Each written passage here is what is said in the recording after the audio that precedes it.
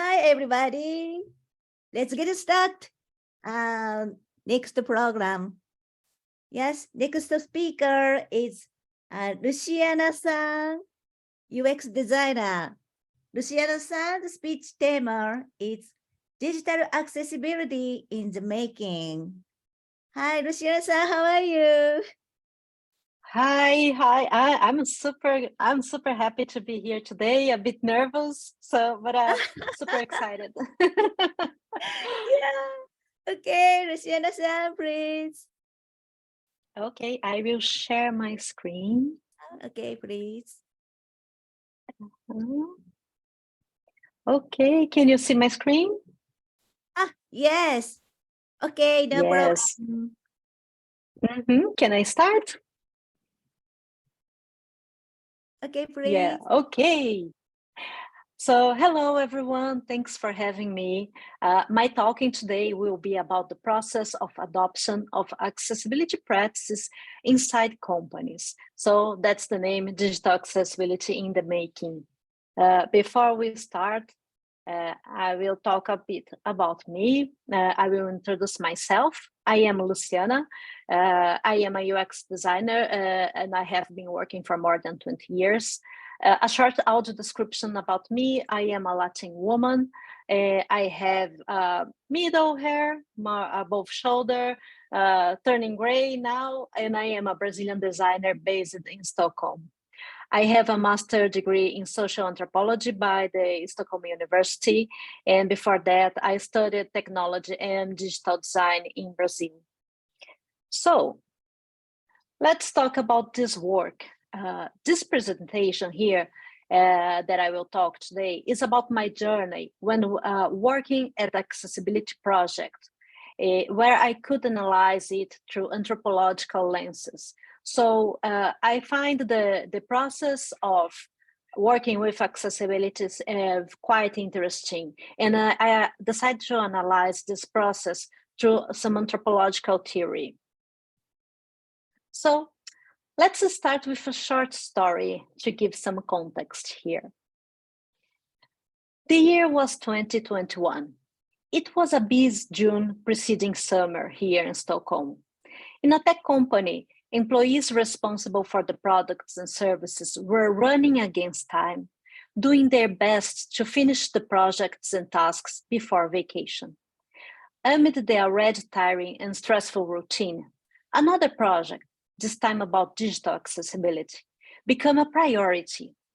The project demanded that all digital products should be reviewed to assess their level of digital accessibility.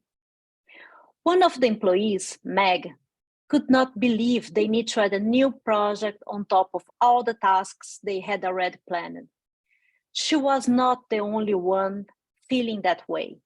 Other company employees shared the same feeling. Through the company's Slack channels, questions were raised and a subtle feeling of panic was noticeable. The sense of being lost, of what do we need to do, was evident. How could we accomplish the requirements? How could we ensure our products were accessible? So right before this first moment of surprise, I start thinking, why we were talking about making our services better and filling gaps to provide a good service for people with disabilities, why all this conversation was so upsetting. We were trying to improve our services so that everyone could use the digital products, our digital products, without barriers. So I was quite astonished with that reaction, you know? And why were we still discussing the need of accessibility? Like, who in their right mind would say that accessibility was not essential, right? Who would deliberately state they do not want people with disabilities to use our services? So why were we still discussing accessibility aspects? So I was like, accessibility, I don't know, it should be there before, no? And because I was motivated by these questions, I started talking to other designers to see how things were with them. And I heard from one of the designers like this: accessibility is kind of old news, no?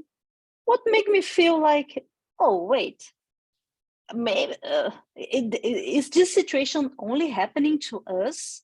Like everybody has their product super accessible, but not only us. That's the thing. And I felt like, okay, what is happening here? So although this digital accessibility was not something new, the project in the company that I was working showed to me that the matter was still unknown to many. And I keep asking other people what I was experiencing, a particular situation happening only in the company where I was working, or was it a broader situation? So I was quite curious about that. And I keep asking my peers about it. One of the designers that I had the opportunity to talk to, he said to me, no, the situation that you are living now, it's not only in your company. It was something exclusive. He mentioned to me an organization that is called the EuropeSession, and they do yearly a research of the accessibility, the level of accessibility in homepages. And last year, 96.8% of homepages had any type of flaws according to the WCAG2 guidelines. So a massive a massive number of companies were still failing about adopting accessibility practices. And by looking at this scenario, I start asking myself, what was our responsibility as designers in this scenario? Because we know that design is not a lonely player in corporate decisions. Projects are planned with other corporate entities like business, finance, technology, in a complex net of roles and goals within a company. But nevertheless, Mike Monteiro already said that all design decisions are political. What we design, how we design, what we choose to leave outside, and more importantly, who is considered the audience and the users are all political decisions and have impacts. We need to remember that technology is never neutral as well as design. So in the sense, design can contribute to the invisibility of people with disabilities. So we need to consider that we have a role, a participation when we are speaking about the invisibility of groups of people here. In my journey, I started asking myself, what is really accessibility? If from one perspective, someone said to me that is old news, and from another, a massive number of people are still not practicing it, what is accessibility?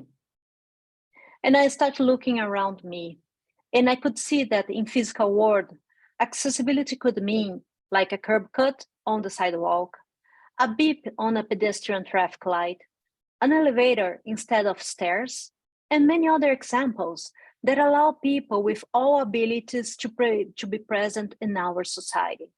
And not only all these features, they not only benefit people with disabilities, but also all other, many other situations, like in temporary and situational disabilities. The curb cut, for example, it's a very good example. It is a solution that also benefits people with strollers, little kids, bicycles, people with heavy luggage, and so on. So when you think about accessibility, you think about something that can benefit the whole society. Digital accessibility is the electronic correspondent to the physical ones. It can be softer or harder that exists a diverse range of abilities to use our digital platforms. Also, another question that was quite common is, who does benefit from it? So in practical terms, around 1 billion people, or 15% of the world population, have any type of impairment. These are information from the World Health Organization. It's a World Report on Disability. And adding to that, we need to consider that the world is becoming more and more digital. And even worse, when the service is only accessible through digital means. Many things are like banking, governmental services and others, as we can witness, are becoming more and more digital, and sometimes completely digital. But the short answer is everybody can benefit from accessibility. Remembering the curb cut solution, everybody can, in one way or another, use accessibility features. So, if so many can benefit from it, why is still not widely applied? And I keep asking other designers, and I keep talking to people during my research. Some may point to time, costs, deadlines, priorities, and etc. So I would say that they are partially true, but not entirely, right? Priorities are decisions that we made. And remember when I spoke about design, all these decisions, they have some political consequences here. Who are we prioritizing in this process or not? Working within companies, we tend to create products and services for idealized normal. But what is this normal? Who defines what is normal? Who is inside these normality standards? By assuming this standpoint of normality, we may be responsible for disabling people. And here I have Clara de Vlieger, that is an anthropologist that researches disability. And she says that disability is a form of difference that is created when the social participation of someone with an impairment is disabled by normative expectations and material conditions. And she completes, it is not an impairment that creates a disability, but rather the incompatibility of impaired bodies with social norms and material environments determined by the able-bodied majority and the discrimination that frequently follows. Robert Murphy, another anthropologist, says that a disease of social relations no less than the paralysis of the body. So we need to understand that it is not the person that is, let's say, disabled, but it's the society that is producing the conditions for disabling them. So here again, our role in this, in building this world, right? So the question is, how is this normal created? And how do we order others?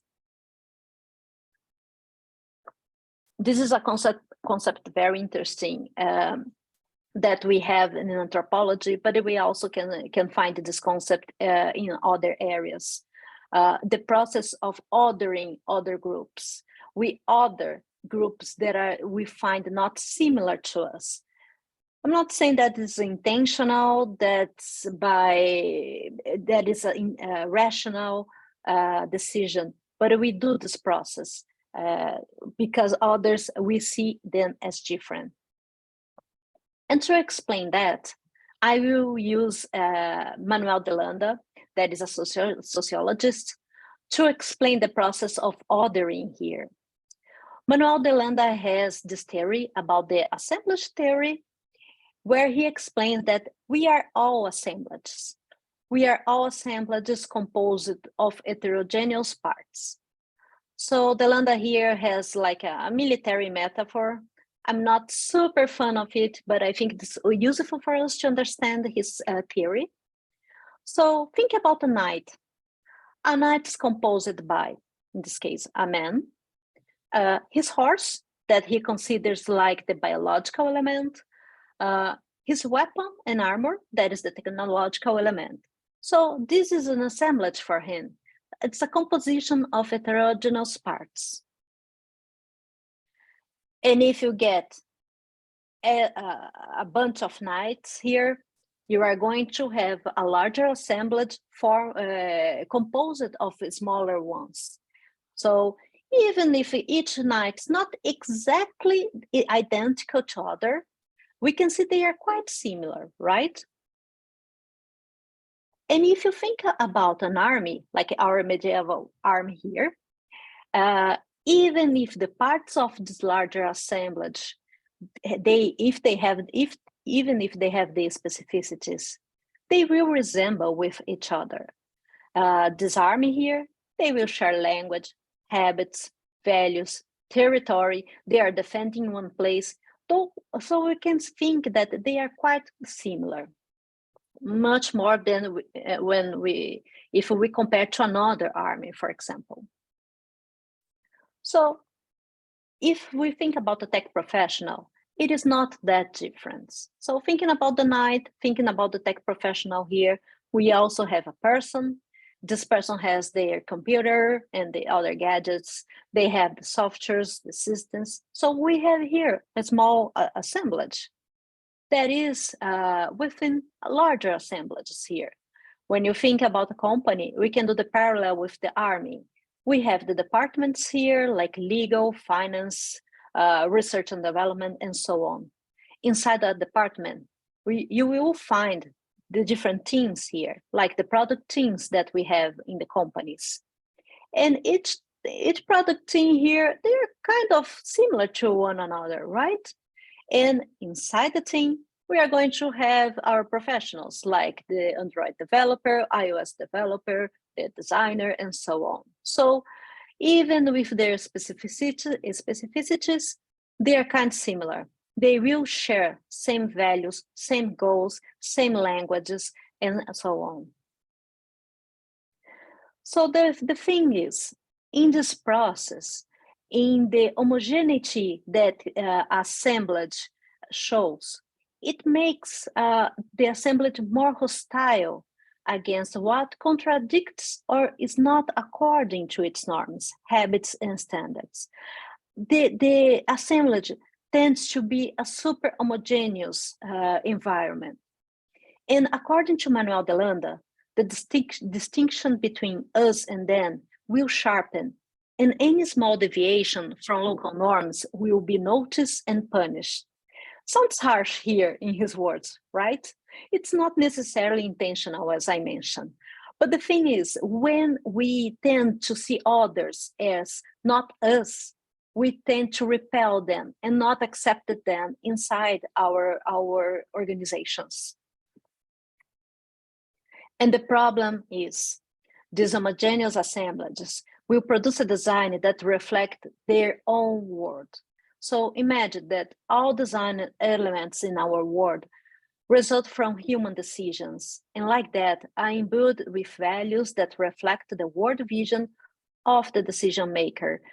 Once again, who is deciding what we design, for who we are designing, right?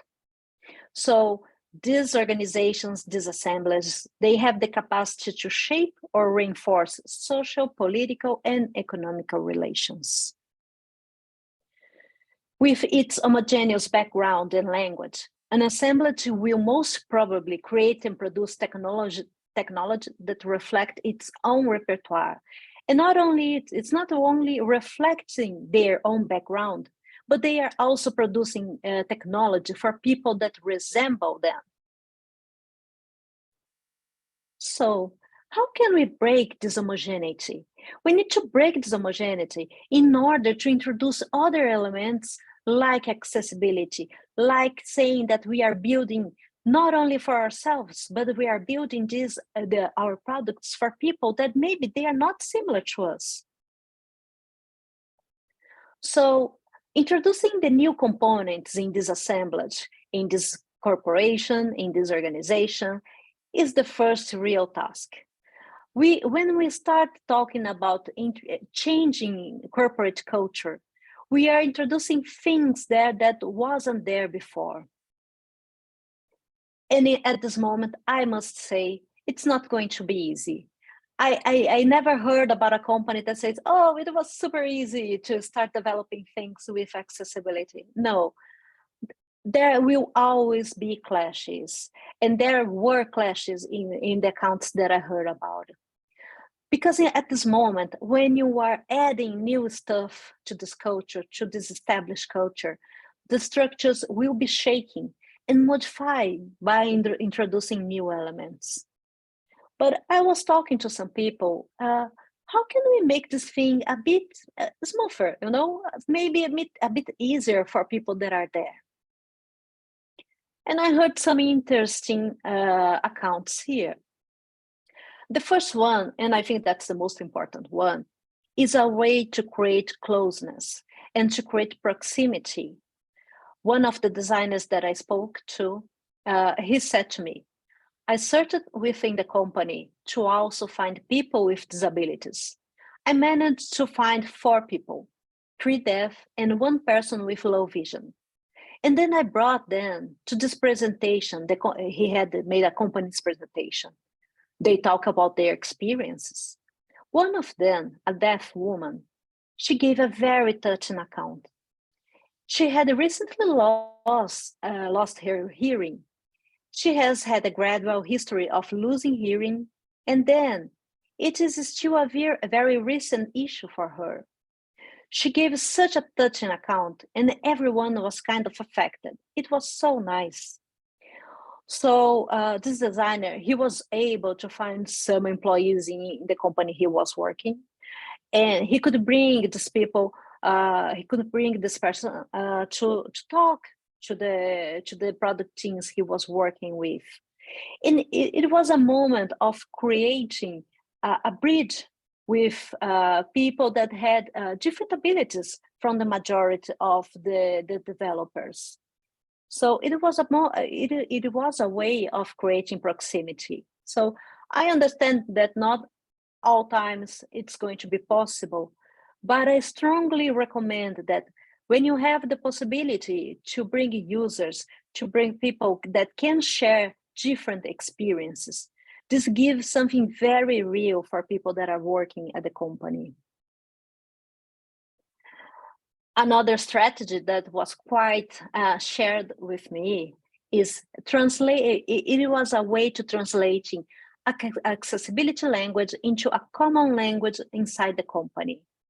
One of the people that I spoke to, she said, I think it's perhaps the way accessibility is sold.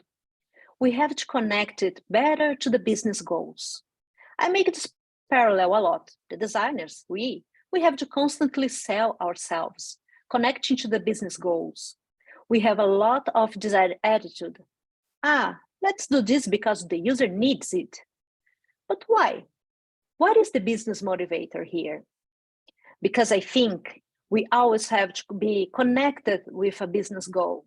I think we need to help people to connect accessibility to the business goal so we can get sponsorship for this task.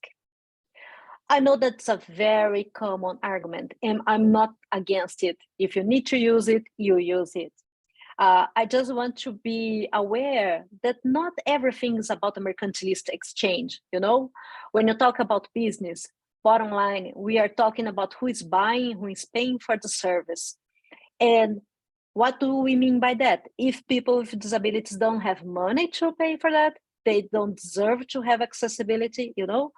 So I have my considerations about this, but as I said, in this moment of creating awareness and introducing new elements in the assemblage, if you need to use some common language, let's go for it.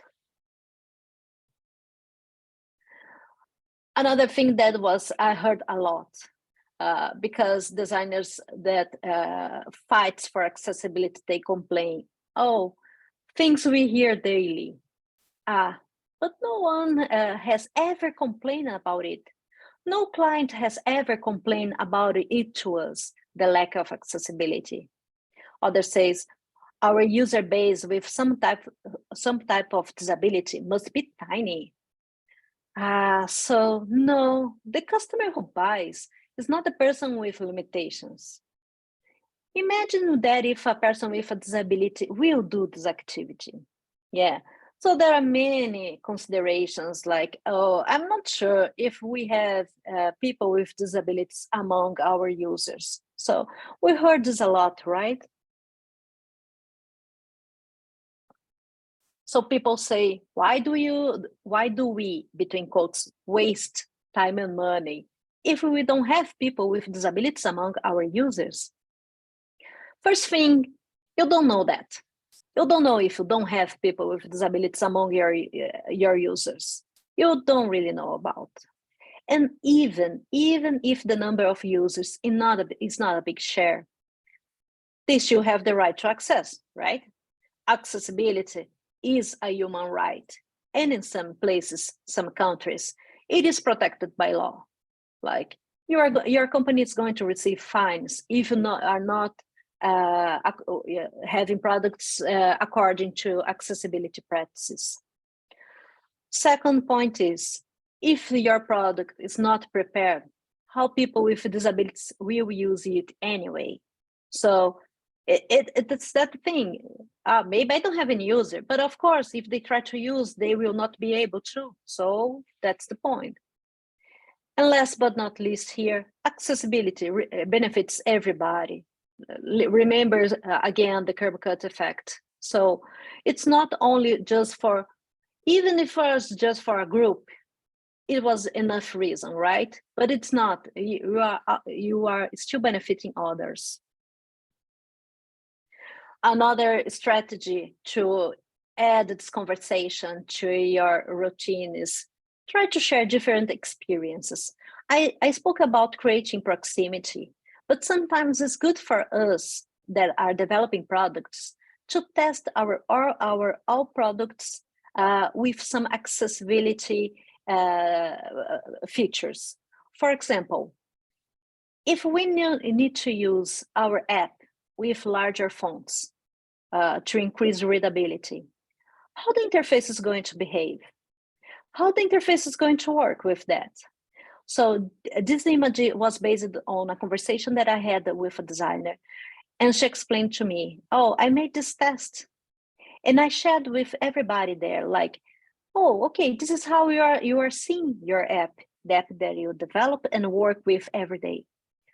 And this is how your mother is accessing and using your app.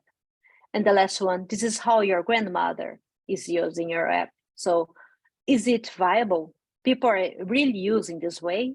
So it's a way of making them reflecting about it. Another way is trying, for example, using the voice reader. I have a designer that gave me this account.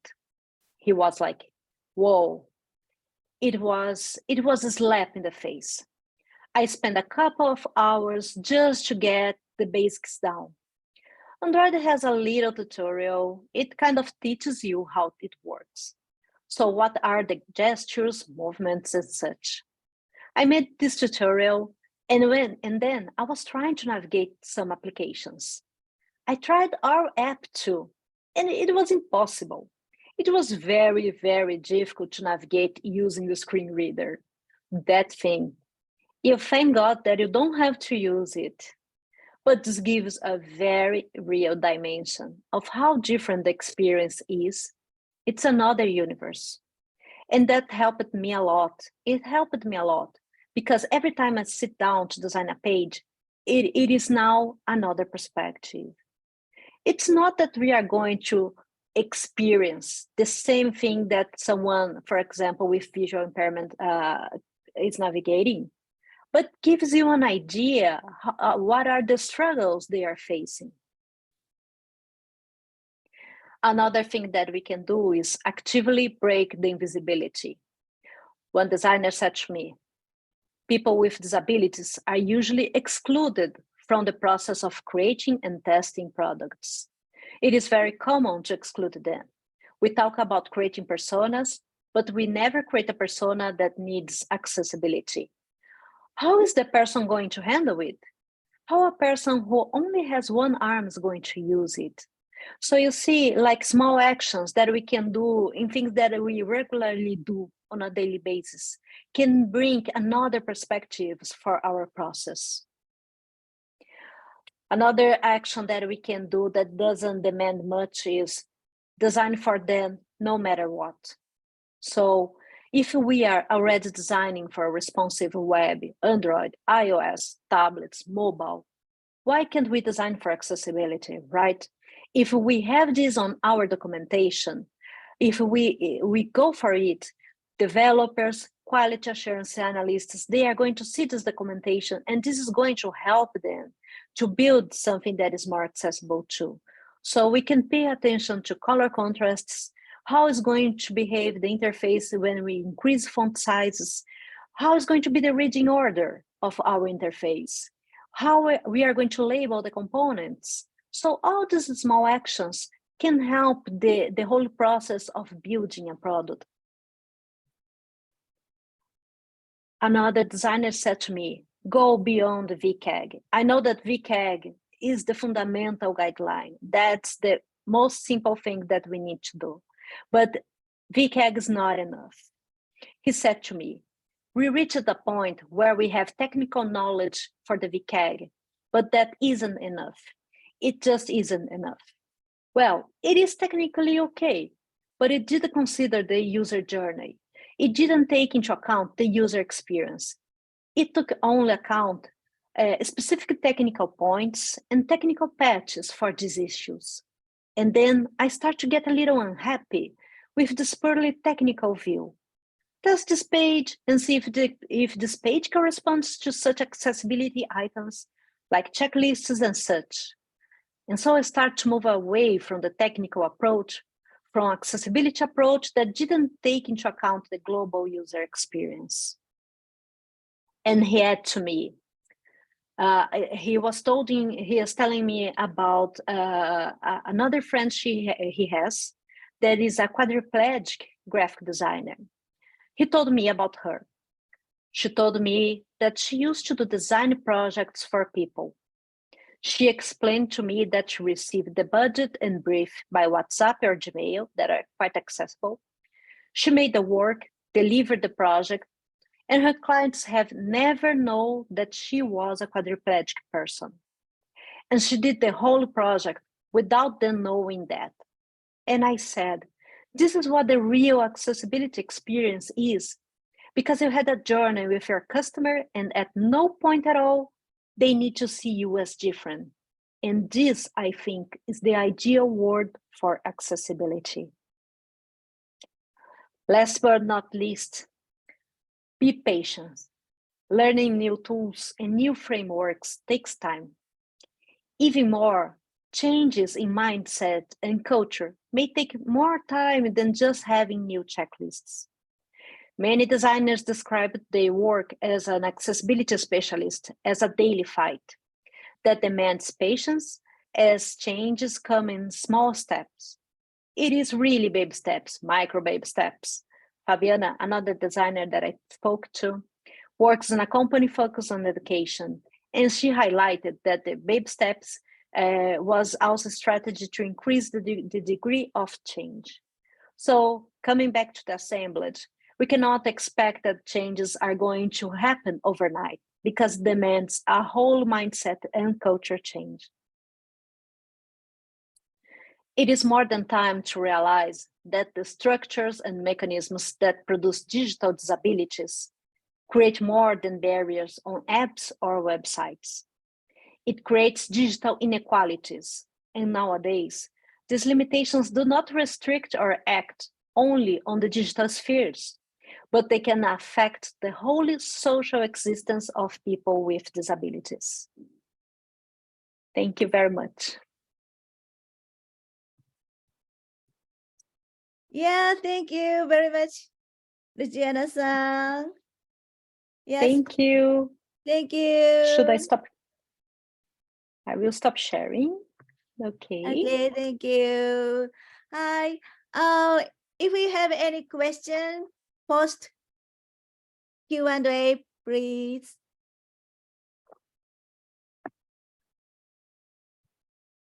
Luciana-san, in my opinion, a UX designer need to have a management skill and and coordination skill. What do you think? No, I totally agree with you. I think that's the part we are leading the experience, you know, and how do we engage our teams and maybe the whole company. I understand that's hard, but at least our teams, like how to do we create this awareness and start, you know, even if with this baby steps, how can we start this? Because everything will start with awareness. And everybody says that accessibility is a journey. Nobody's going to change how things are produced like overnight. It's not like this. But you need to start somewhere. You need to start building this culture, and and I think you can extend the same mindset to other things. When you think about inclusion and diversity, that's the same thing. You need to start building this culture, start building like how we can change, what are the best practices, and slowly, little by little, you know, we start adopting this. Yeah, thank you. There are many archived viewers this time, so please show your contact address last page again, please. Okay, just a second. Yes. Here you can find, I am everywhere as LuCaterceiro, and I have my mail and my website. But with the at LuCaterceiro, you can find me on LinkedIn, Twitter. Yeah. Yeah, mostly, basically this is true. And if someone has any questions, would like to talk about any of the points, yeah, feel free to reach me. Okay, thank you very much. It's about the time. So, Luciana says, thank you very much sharing your story. Thank you very much. Thank you for having me. Bye. Have a Thank good day. you. Bye. Bye.